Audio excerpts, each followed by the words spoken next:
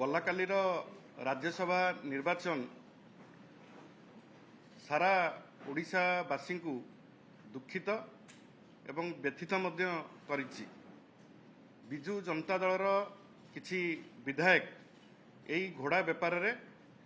सामिल थिले एवं क्रॉस वोटिंग करचंती एवं निज क्रॉस वोटिंग बा लोकलज्जारू बंचिबाकू से माने बिजु बाबूंका आदर्श एवं अनेक किछि कथा कहिसंती, किंतु वास्तव कथा होची से माने बीजेपी ठारू एवं जे थिले बीजेपी रो सपोर्टेड इंडिपेंडेंट कैंडिडेट ठारू बहु टंका रे बिक्री होइचंती। से माने केवल लोकलज्जा को एड़ेइबा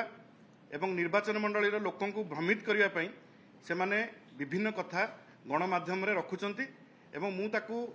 स्ट्रांगली आमे बिजु जनता दल ताकू विरोध करूची एवं एई भली जो नेता माने विधायक माने क्रॉस वोटिंग करचंती, पैसा नेकी क्रॉस वोटिंग करचंती, तांकू जनसाधारण बिजु प्रेमी माने एवं बिजु जनता दलर समस्त शुभेच्छु कर्मी वृंद माने